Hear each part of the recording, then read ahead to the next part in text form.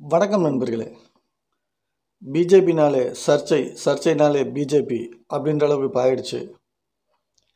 இப்போது ஒரு 4 நாளைக்கு முன்னாடி நடிகை ஜெயலட்சுமி அவங்க மீது கந்துவட்டி புகார் கொடுத்துருக்காங்க.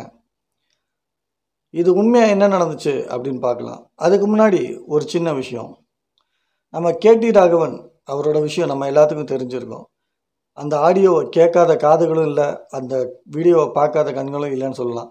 அந்தளவுக்கு நம்ம தமிழகத்திலேருந்து இந்தியா முழுக்க எல்லாருமே அந்த விஷயத்தை தேய்ச்சி எடுத்துட்டாங்க. ஆனால் அதற்கு கொஞ்சம் கூட பாஜக தலைவர் அவரோ இல்லை பாஜகவை சேர்ந்தவங்களோ பெருசாக எதுவும் காட்டிக்கல. நடிகை குஷ்பு அவர்களும் பாஜகவில் தான் பெண்கள் பயங்கர மரியாதையாக நடத்தப்படுறாங்க, ரொம்ப பாதுகாப்பாக இருக்காங்க அப்படின்னு சொல்லிட்டு வந்தாங்க. ஆனால் இன்றைக்கி இந்த கந்துவட்டி பிரச்சனையில் ஜெயலட்சுமி அவர்கள் பேட்டி கொடுக்கும்போது என்ன சொல்கிறாங்க அப்படின்னா, பாஜகனோடனே பாஜகவை சேர்ந்த பெண்கள் அப்படின்னோடனே நீங்கள் தவறாக நினைக்காதீங்க அப்படின்னு சொல்கிறாங்க. பாஜக அப்படின்னா தவறாக நினைக்கிறாங்க அப்படின்ற ஒரு குற்ற உணர்ச்சி அவங்களுக்குள்ளேயே வந்துருக்கு. பாஜக இருக்கிறாங்கன்னா அவங்க மேலே ஒரு பொய்ப்பரப்புகளை, அவங்க மேலே அவங்கள ஒரு தவறான கண்ணோட்டத்தில் மக்களுக்குள்ளே கொண்டு போய் சேர்க்கணுன்ற ஒரு பார்வையோடு இருக்கிற மாதிரி தான் இந்த விஷயத்தையெல்லாம் பார்க்கும்போது எனக்கு தோணுது.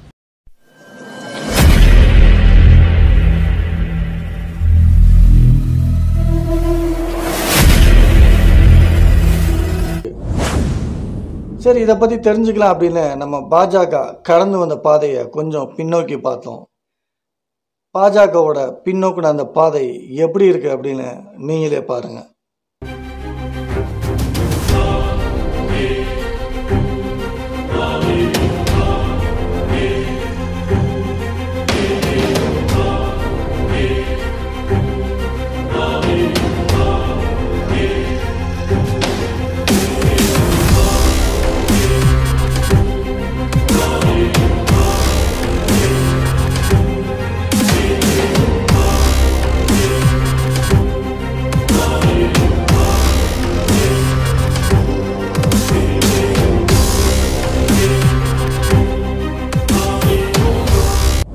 இன்னொரு இன்ட்ரெஸ்டான விஷயம் என்னென்னா, எப்பவும் பொதுவாக ஒரு விஷயத்தில் ஒரு தவறு நடந்தால் தவறு செஞ்சவன் ஒரு கட்சியாகவும் பாதிக்கப்பட்டவன் ஒரு கட்சியாகவும் நடுவில் போட்டு கொடுத்தவன் ஒரு கட்சியாகவும் இருப்பான். இப்படி எல்லாரும் வேறு வேறையாக இருப்பாங்க. ஆனால் இந்த பாஜகவில் மட்டும்தான் தப்பு செஞ்சவரும் அவரே, பாதிக்கப்பட்டதும் அவர்களே, காட்டி கொடுத்ததும் அவர்களே.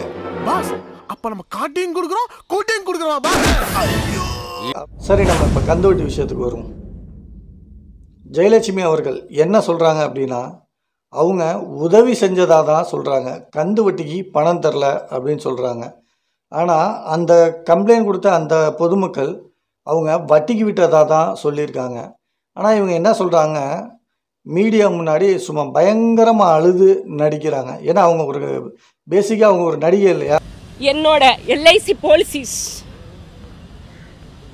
நான் என்கிட்ட இல்லைன்னா கூட, நான் எனக்கு இல்லைன்னா கூட, நான் அடுத்தவங்க கேட்டால் இல்லைன்னு சொல்லாத ஒரு ஆள் என்கிட்ட எப்படியாவது நான் எப்படியாவது கொடுத்துருவேன். அதுவும் பெண்களுக்கு ஒவ்வொரு ரூபாவா நான் சேர்த்து வச்சு என் பிள்ளை. அடங்கப்பா, இது உலக நடிப்புடா சாமி. அதுக்கு அவங்க ஒரு லாயர் வேற. அவங்க என்ன சொல்கிறாங்க, தான் பிள்ளைக்காக போட்டு வச்சுருந்த எல்ஐசி பணத்துலேருந்து எல்லாத்தையும் எடுத்து கொடுக்கறதா சொல்கிறாங்க. அப்படி கொடுத்தவங்க, உதவியாக கொடுத்தவங்க எதுக்காக வட்டி வாங்கணும்? அது மட்டும் இல்லாமல் அவங்க நான் கந்து வட்டி தரலை, உதவியாக தான் பண்ணேன் அப்படின்னு சொல்கிறாங்க. ஆனால் அந்த கந்து வட்டி வாங்கின நபர்கள் ஜெயலட்சுமி ஃபைனான்ஸ் அப்படின்னு போட்ட ஒரு கந்து வட்டி நோட்டை ஆதாரமாக காட்டுறாங்க. அதில் நிறைய வரவு வைக்கப்பட்டிருக்கு. இந்த விஷயத்தில் 2 பேருமே கம்ப்ளைண்ட் பண்ணியிருக்காங்க. ஆனால் இதில் யார் உண்மையாலுமே தப்பு செஞ்சுருக்காங்க அப்படிங்கிறது கொஞ்சம் கண்டுபிடிக்க கஷ்டமாக இருந்தாலும், என்றைக்குமே முட்டாளாக இருக்கிறதும் தப்பு, அதிபுத்திசாலியாக இருக்கிறதும் தப்பு அப்படிங்கிற மாதிரி ஜெயலட்சுமி அவர்கள் அவங்களாவே இந்த விஷயத்தில் மாட்டியிருக்காங்க. அந்த பாதிக்கப்பட்ட பெண்கள் கம்ப்ளைண்ட் கொடுத்தது இப்போது. ஆனால் ஜெயலட்சுமி அவர்கள் ஜனவரி மாதமே தான் கம்ப்ளைண்ட் கொடுத்ததா சொல்கிறாங்க.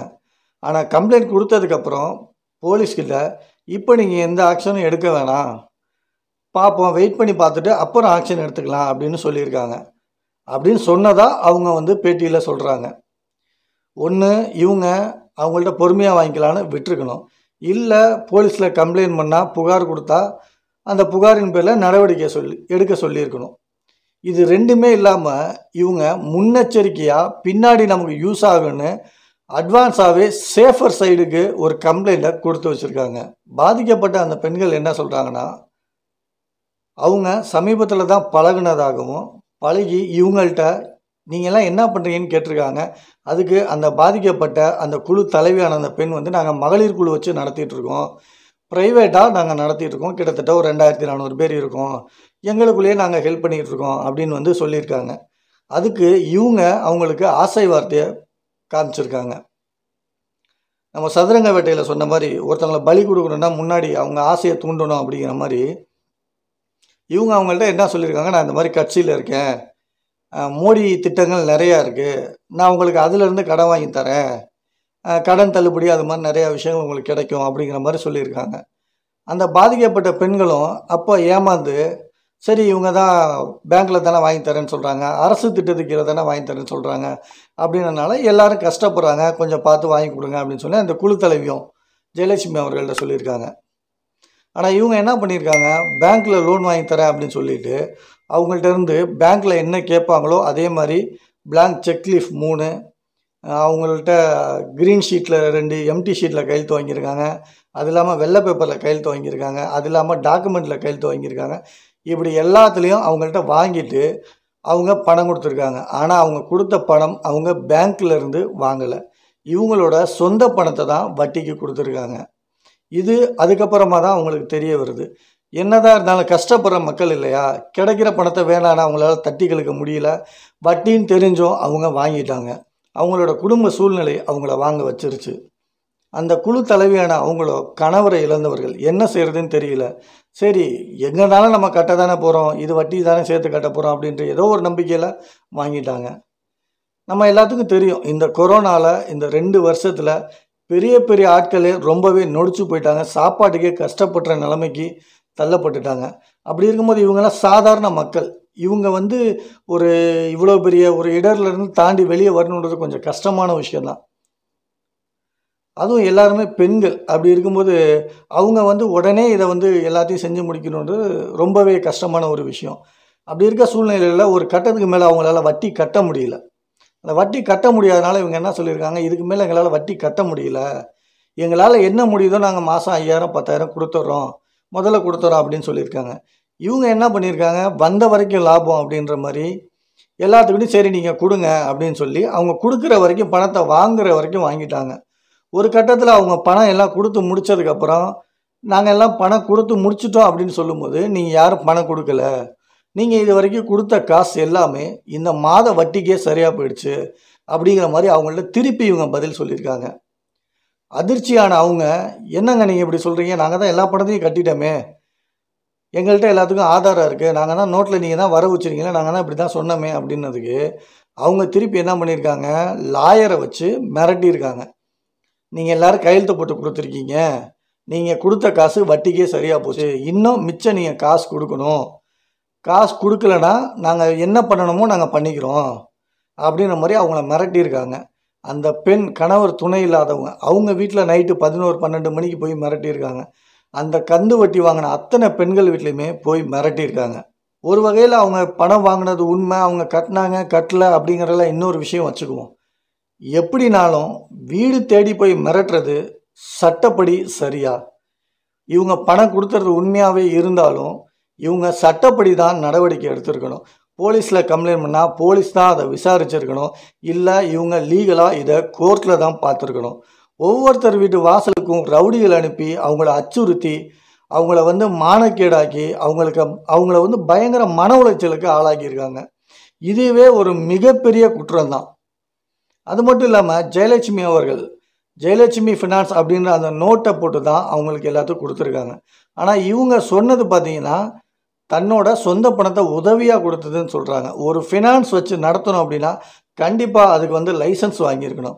இவங்க லைசன்ஸ் இல்லாமல் வெறுமனை எப்படி இதை இப்படி பண்ணாங்க அப்படிங்கிறத போலீஸ் தரப்பில் அதை ஆராய்ஞ்சு அது என்னவோ அது சரியான நீதியை அந்த கஷ்டப்படுற மக்களுக்கு வழங்கணும். முன்னாடியெல்லாம் ஆண்கள் தான் பெண்களை ஏமாற்றிக்கிட்டு இருந்தாங்க, ஆனால் இன்றைக்கி பெண்களே இப்படி பெண்களை ஏமாத்துறது சரியா?